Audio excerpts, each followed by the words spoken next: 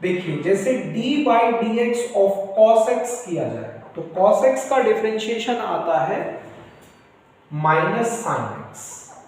तो अगर हम साइन x को इंटीग्रेट करें तो देखिए थोड़ा ध्यान ये देने की बात है कि हमने यहां साइन x का इंटीग्रल लिखा ना कि माइनस साइन x का, तो ये माइनस का साइन दूसरी ओर चला जाएगा फिर, तो साइन x का इंटीग्रल आ जाएगा minus cos x plus c।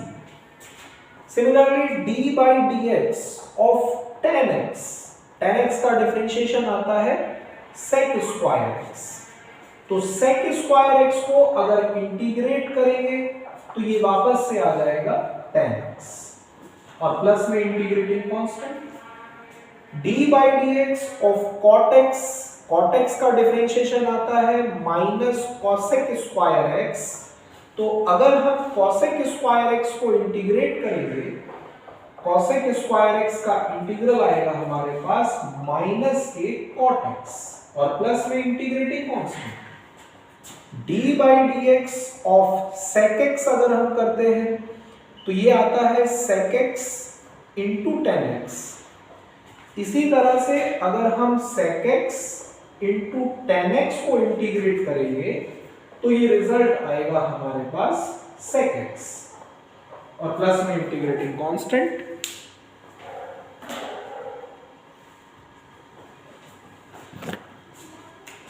अगर हम d by D x of cosec x लिखें तो cosec x का इंटीग्रल आता है, डिफरेंशिएशन आता है minus cosec x cot x।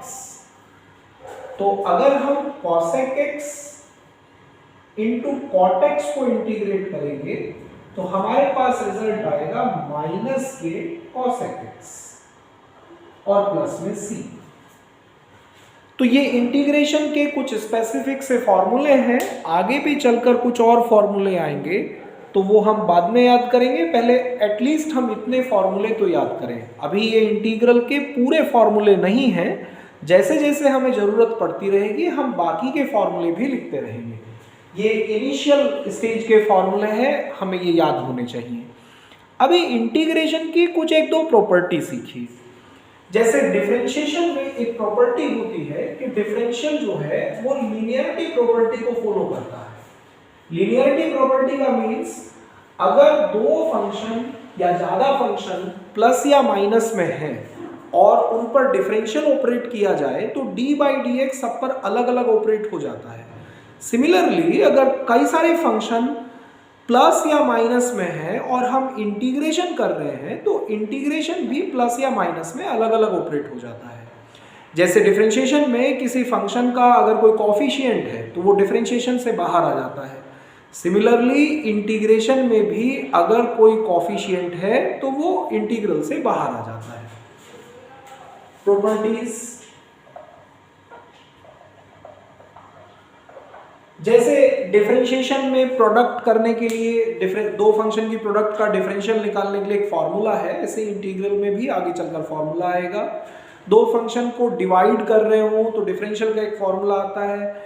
Integral में हम उसको कैसे ट्रीट करते हैं वो हम धीरे धीरे सीखेंगे। इसमें में जो बहुत बेसिक प्रॉपर्टी है वो लिख रहे हैं, जैसे d बाई डी एक्स यानी डिफरेंशिएशन की एक प्रॉपर्टी होती है कि c इंटू एफ एक्स है, दैट मीन्स फंक्शन के मल्टीप्लाई में कोई कॉफिशिएंट है तो कॉफिशिएंट डिफरेंशियल ऑपरेटर से बाहर आ जाता है, d by D x of F x.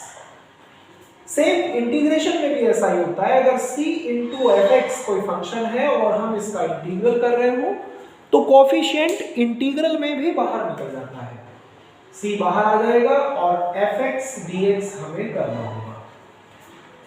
जैसे d बाई डी एक्स अगर दो फंक्शन प्लस या माइनस में है तो d बाई डी एक्स दोनों पर अलग अलग ऑपरेट हो जाता है, d by D X F x plus और minus d by D x of ji X. इसी तरह से इंटीग्रेशन भी अगर दो फंक्शन या ज्यादा फंक्शन प्लस या माइनस से अटैच्ड है तो इंटीग्रल सब पर अलग अलग ऑपरेट किया जा सकता है, एफ एक्स प्लस माइनस जी एक्स और डी एक्स। हम ऐसे इंटीग्रल कर रहे हैं तो इंटीग्रल दोनों फंक्शंस पर अलग अलग ऑपरेट किया जा सकता है। Means integration of F x D x plus और minus integration of ji x D x.